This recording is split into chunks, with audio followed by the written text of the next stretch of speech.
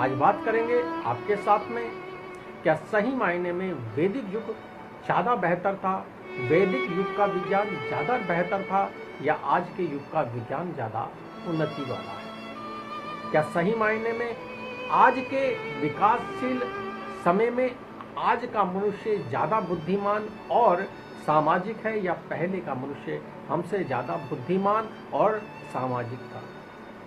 इन दोनों पर चर्चा करेंगे। आज का विशेष रूप से क्या है, आज का जो विषय रहेगा वो ये रहेगा कि सही मायने में ब्रह्मचार्य आश्रम, जिसके बारे में वेदों में आया है, और आज के बच्चों में दोनों में कितना अलग हो गया है, और दोनों में बेहतर कौन है।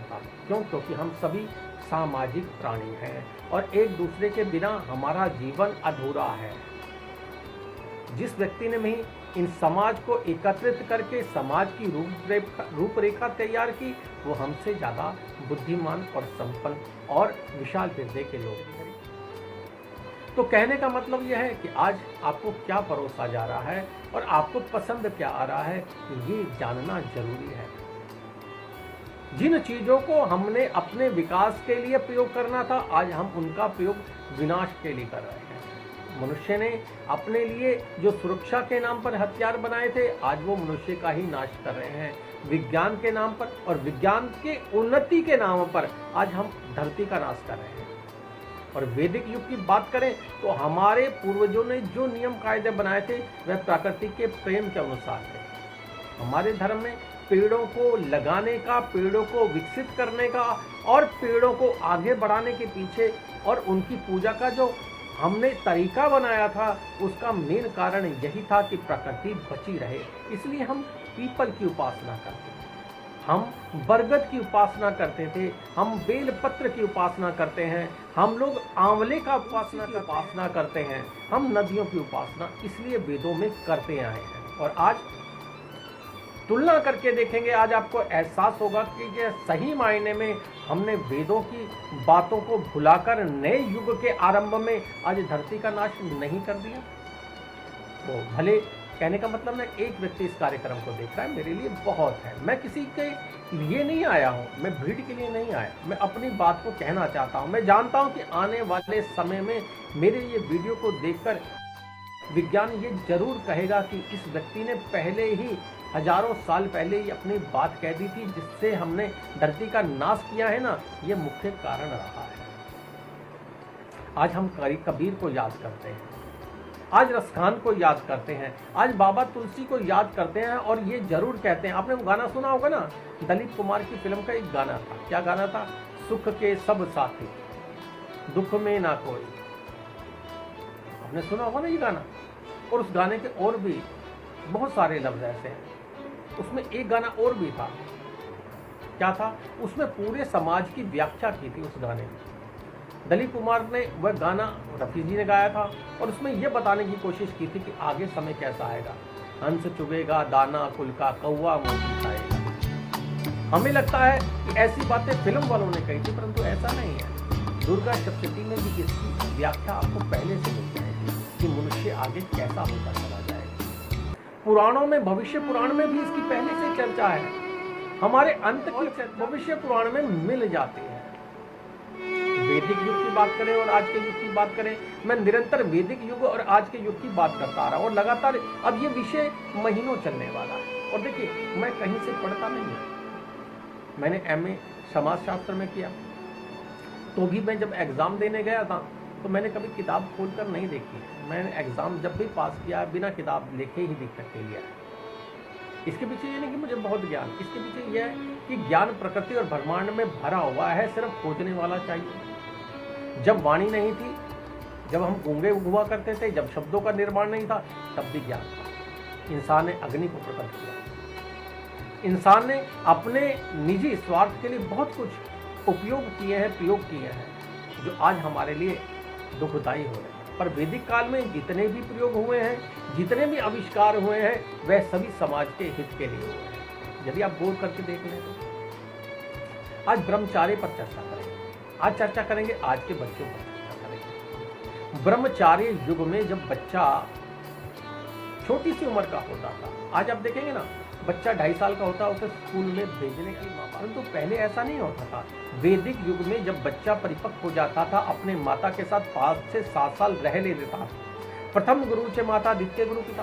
पहला गुरु उसकी माँ होती थी, दूसरा उसका पिता होता था जो उसका मार्गदर्शन करता था और उसके लिए सही निर्माण करता था और नई शिक्षा का जो है आरंभ करने का मार्ग ढूंढता था। ये माता पिता पर होता था। वेदों में शुरू से आया, पुराणों में शुरू से आया है। प्रथम गुरु से माता, पहली गुरु माँ है। गर्भ के मध्य से रहता हुआ भी बालक माता से बहुत कुछ सीख लेता था, पिता से बहुत कुछ सीख लेता था। ये आज का विज्ञान भी मानता है। आज से 20 साल पहले मैं जब ये बात कहता था, बहुत सारे लोग हंसते थे, तो मैं उन्हें जो है महाभारत काल के अभिमन्यु की पूरी बात बताता था, परंतु लोग कहते थे ये कहानियां हैं।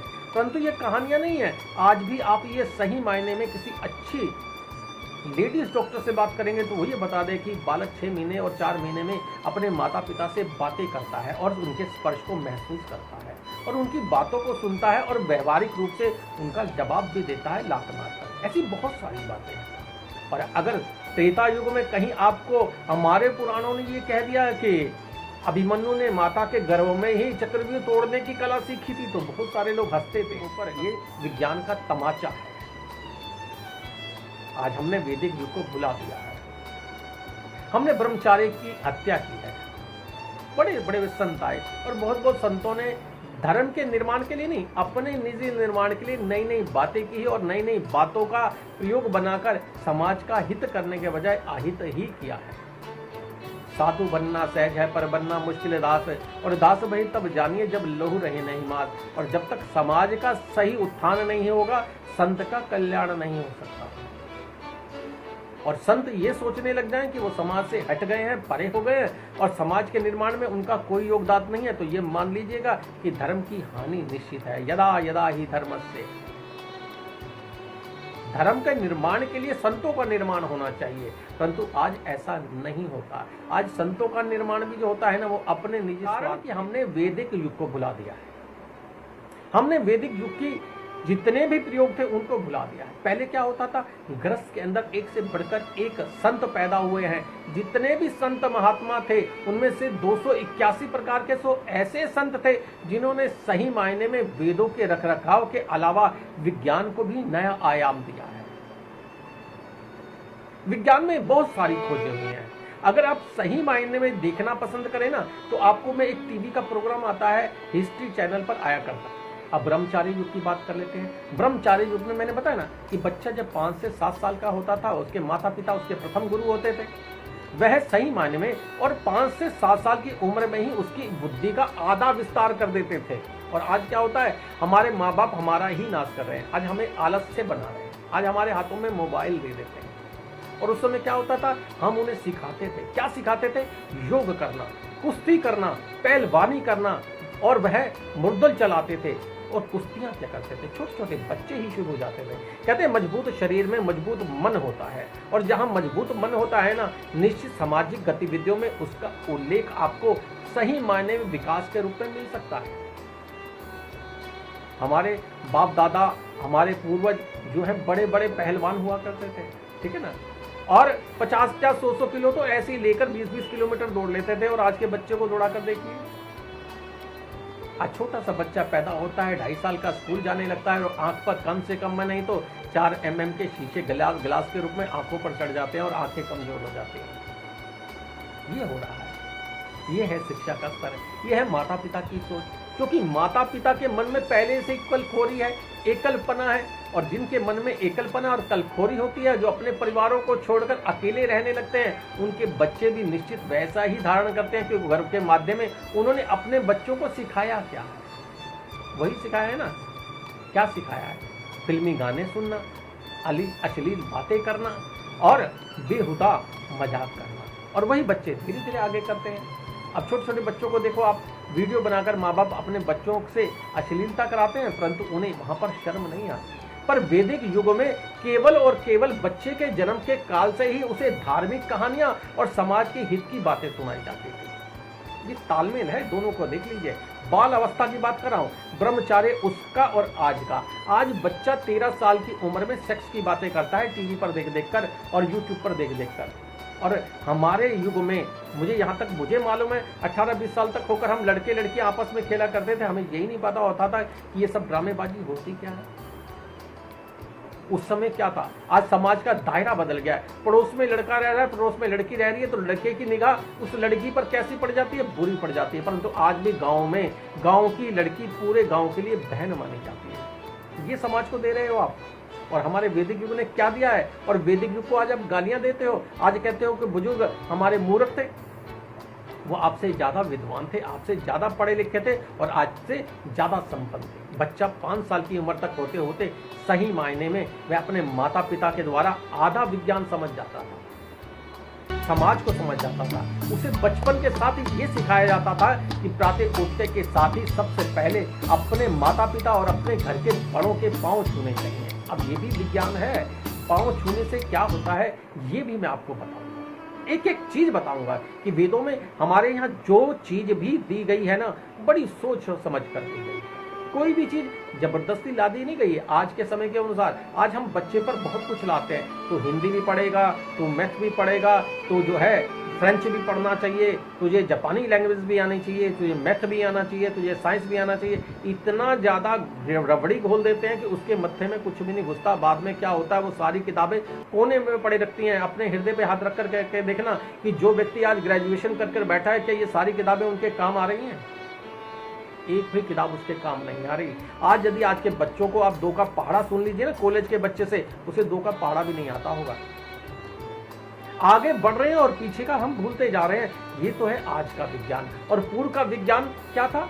जब बच्चा 5 साल की उम्र में होता था, उसके पश्चात माता पिता उसे गुरुकुल ले जाते थे। प्रथम गुरु जय माता, द्वितीय गुरु पिता। पहली गुरु माँ होती थी और दूसरा गुरु पिता होता था। उसके बाद में जगत गुरु का नंबर आता था, जिसे हम आज की भाषा में टीचर कहते हैं। हमें याद है, हमारे माता पिता बताते हैं कि जब हमारे टीचर आया करते थे ना, तो हम गलियों में छुप जाया करते थे। और आजकल के बच्चे टीचर को देखते ही उनके मजाक उड़ाने के अलावा आप टीवी पर देख लिए टीचरों का मजाक उड़ाते हुए आपको वीडियो मिल जाएंगे। और यहाँ तक कि आज के लोगों की बुद्धि गोबर में भरी हुई है। टीचर को अच्छी निगाह से देखना तो छोड़िए, जो महिलाएं टीचर है ना, उनके साथ में सेक्स की बातें करते हुए और उनके खिलाफ ऐसे वीडियो बनाते हुए नजर आ जाएंगे। जब गुरु के प्रति आपकी सोच ऐसी हो जाएगी, तो आपकी मलिन बुद्धि में ज्ञान नाम की सरस्वती कभी वास नहीं कर सकती। और पहले क्या होता था? प्रथम गुरु से माता, द्वितीय गुरु पिता, तीसरा गुरु जगत में गुरु हमारा जो आता था। फिर हमें क्या सिखाया जाता था? हमारा जनेऊ संस्कार होता था। इसके पीछे भी तात्पर्य होता था। जनेऊ पहनने के पीछे, जगोपवीत धारण करने के पीछे केवल और केवल धार्मिक मान्यताएं नहीं थी, सामाजिक मान्यताएं भी होती थी। हम कान पर जनेऊ को चढ़ाते थे, फिर पेशाब करने जाते थे और पेशाब करके ये जनेऊ हमारे कान में टंगा हुआ ये बताता था कि हमें हाथ धोने हैं, हमें पांव धोने हैं, और हर प्रकार के बैक्टीरिया से बचने के लिए ये जनेऊ हमारा मददगार होता था। एक एक छोटी छोटी बातों को अगर आप देखेंगे ना, तो आपको एहसास होगा कि हमारे पूर्वजों ने वैदिक युग में जितनी भी बातें की थी ना, वो आज अगर हम भूल गए हैं ना, उसका परिणाम हमारा दूषित परिणाम हो रहा है। अब उसके बाद क्या होता है, ग्रस्त की बाद में बात करेंगे, चारों वर्णों की बात करूंगा और आपको ये सिद्ध करके बता दूंगा कि सही मायने में आज का युग हमारा बेहतर युग नहीं है। विज्ञान युग आज नहीं था, वैदिक युग सही मायने में विज्ञान का युग था। हमें ये मालूम था कि जनेऊ धारण करने से इसकी कितनी तंत्र होती हैं, कितनी बार इसको लपेटा जाता है, उसके पीछे सारा विज्ञान हुआ करता है। और शरीर की शुद्धि करने के लिए पाद्य च पाद्यम समर्पयामि नमः, हस्तोर्धम समर्पयामि नमः, मुखम आचमनम समर्पयामि, स्नानम समर्पयामि नमः। होता क्या था, हम घर में प्रातःकाल सवेरे 4 बजे उठना अपने बच्चों को सिखा देते थे, और बच्चा सवेरे 4 बजे उठकर सुबह की जो ताजी हवा होती है उसको अपने फेफड़ों में लेता था और लोम विलोम करता था, जिससे उसके प्राणवायु, अपान वायु, समान वायु, उदान वायु, हर प्रकार की वायु शुद्ध होकर जीवन का सही निर्वाह करना सिखा देती थी। और आज क्या होता है, बच्चे 11-11 बजे तक घरों में सोते रहते हैं, सही हवा, सही ऑक्सीजन मिलती नहीं, और आयु धीरे धीरे घटती घटती 120 से कहां पर आ गई, 60 और 70 में भी हम जो है बीमारियों से मर रहे हैं। फिर आप कह रहे हैं कि आज का युग बेहतर था। कहां से बेहतर था? और आप वैदिक युग को कह रहे हैं कि बेकार है। क्योंकि आपके पूर्वजों ने बड़ी पूजा पद्धतियां आपके लिए तैयार कर दी, तो आपको भारी पड़ने लगे। क्योंकि मनुष्य तो सहज जानवर की तरह है, उसे जो आसानी से मिलता है वह उसी का अनुलोम विलोम करने लगता है, उसी का अनुसरण करने लगता है, जिसके कारण आज हमारा समाज सही मायने में धूमिल होकर चला गया। और धूमिल होने की वजह से क्या होता है कि जीवन धीरे धीरे नर्क की ओर चलने लगता है। तो उसके बाद क्या होता है, जब बच्चा धीरे धीरे गुरुकुल जाने लगता था, तो ऐसे में क्या होता था, वो वहीं रहता था, अच्छा आहार सीखता था, समाज के प्रति उसका क्या कर्तव्य है वो सीखता था, धर्म की किस प्रकार से स्थापना होगी वो सीखता था, सत्य के लिए अपने जीवन को निर्वाह को और हर चीज का त्याग कर देना वह सर्वोपरि सीखता था, झूठ नहीं सीखता था। आज हमारे स्कूलों में झूठ बोलना सिखाया जाता है। आजकल हमारे स्कूलों में शिक्षा नहीं होती, शिक्षा का व्यवसायीकरण हो गया है। और पहले शिक्षा का व्यवसायीकरण नहीं होता था। टीचर जो होते थे ना, भले सरकारी स्कूल में पढ़ाते थे, अगर कोई बच्चा कमजोर होता था ना, उसे अपने घर में बुलाकर फ्री में पढ़ाना पसंद करते थे। परंतु आज के टीचर 1-1 लाख रुपए सैलरी ले रहे हैं, उसके पश्चात भी उन्हें जब तक ट्यूशन नहीं मिल जाती तब तक उनके घर का पेट नहीं भरता। तो ऐसे गुरु का सही मायने में सम्मान भी कहां से हो पाएगा?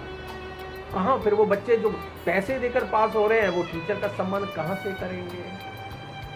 तो इसलिए समाज धूमिल होता जा रहा है। अब उसके बाद में जब बच्चा गुरुकुल में पढ़ने जाता था, वहीं भोजन करता था, वहीं पर रहता था, वहीं पर सोता था, वहीं पर हर प्रकार की कलाओं को सीखता था। और जब वह परिपक्व हो जाता था और वेदों का ज्ञान और सामाजिक पुराणों का ज्ञान और समाज शास्त्र, इसके अलावा हर प्रकार के विज्ञान को समझ लेता था, उसके पश्चात वह अपने घर वापस जाता था। तब वो क्या होता था? सही मायने में परिपक्व होता था, योगी होता था।